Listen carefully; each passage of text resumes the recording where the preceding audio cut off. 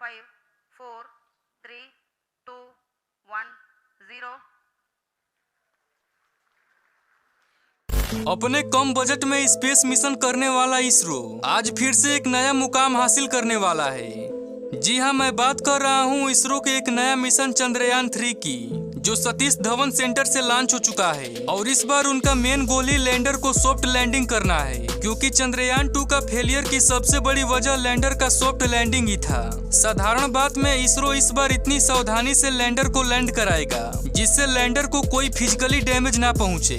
और अगर इसरो इस मिशन को सक्सेसफुली परफॉर्म कर पाता है और चांद की साउथ पोल में जांच शुरू हो जाता है, तो भारत वो पहला देश बन जाएगा जो इस डेटा से पृथ्वी की जन्म कुंडली को प्रैक्टिकली करके दिखा सकता है। तो इसीलिए अब ये सवाल आता है कि चंद्रयान 3 ये सब कैसे करेगा, उसमें कौन कौन से सेंसर्स लगे हुए हैं।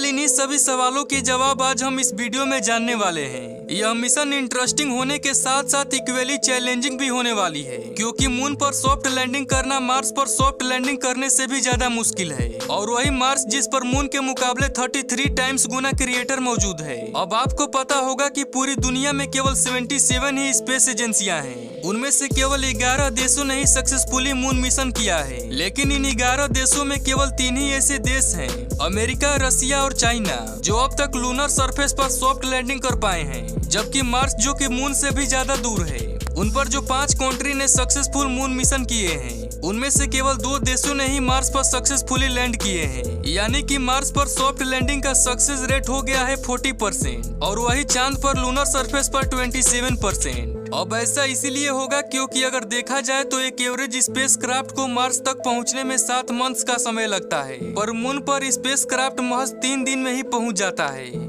बट अगर गलती से भी स्पेस क्राफ्ट का पाथ डिस्ट्रैक्ट होता है तो इस कम समय में उसके पाथ को कंट्रोल करना नामुमकिन हो जाता है, क्योंकि यहाँ समय के साथ साथ दूरी भी काफी कम हो जाती है।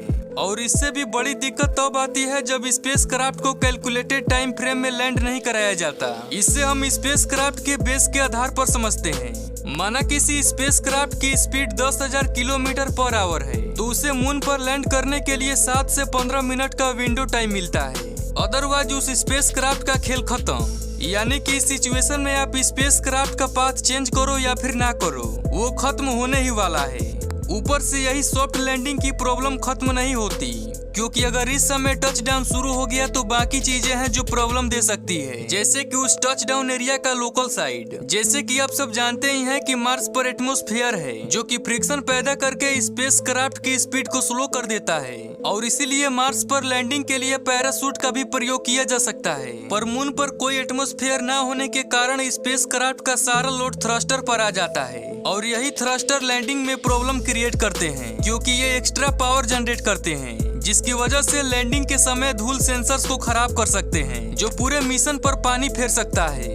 अब इन दिक्कतों को देखते हुए चंद्रयान 2 को जिस जगह लैंड कराना था, अब मून के साउथ पोल में पूरे मून के मुकाबले ज्यादा पहाड़ी और क्रिएटर्स मौजूद हैं, जिसके कारण धरती पर बैठकर स्पेस क्राफ्ट को कंट्रोल करके परफेक्ट प्लेस डिसाइड करना बहुत ही जोखिम भरा काम है। इसके अलावा मून के साउथ पोल पर लैंडिंग करने पर टेम्परेचर भी प्रॉब्लम दे सकता है। और मून को अपने एक रोटेशन पूरा करने में 28 दिन लगता है, जिसके कारण 2 हफ्तों तक सन के टेम्परेचर के कारण मून का एक साइड का टेम्परेचर 120 डिग्री सेल्सियस हो जाता है। और बात करें दूसरे साइड के टेम्परेचर की, तो वहाँ टेम्परेचर -230 डिग्री सेल्सियस चला जाता है। और साउथ पोल इन दोनों साइड का जंक्शन है, जिसके कारण गलती से भी लैंडर अचानक से साउथ पोल पर लैंड हुआ तो टेम्परेचर बैलेंस ना होने की वजह से एक थर्मल शॉक जनरेट कर सकता है। और यदि थर्मल शॉक जनरेट हुआ तो लैंडर की हालत बिल्कुल इस ग्लास जैसी होगी, जिसमें आप देख सकते हो जैसे ही ग्लास में गर्म पानी डाला गया ग्लास टूट गया।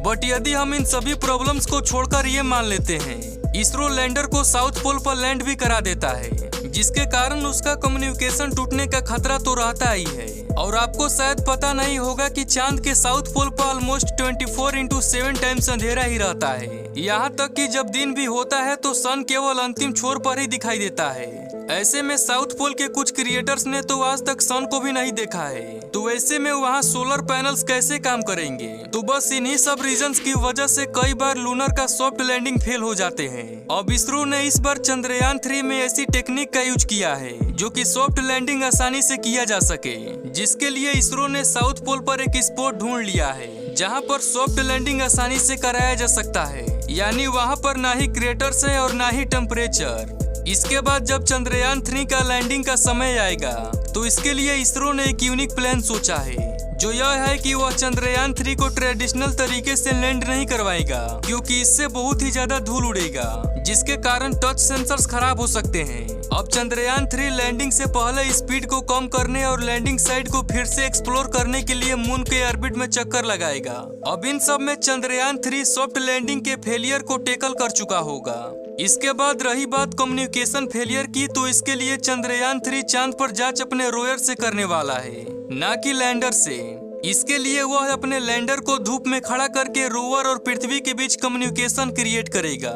इसको और आसानी से समझने के लिए चंद्रयान 3 के स्ट्रक्चर को समझते हैं, और इसको अगर चंद्रयान 2 के स्ट्रक्चर से कंपेयर करें तो आप देख सकते हैं कि इसके डिजाइन में कोई भी अंतर नहीं है, जिसमें दोनों में भी मॉड्यूल्स हैं जिनका एवरेज वेट एक एसयूवी जितना है, और कुल मिलाकर पूरे स्पेस क्राफ्ट का वेट एक हाथी के बराबर है।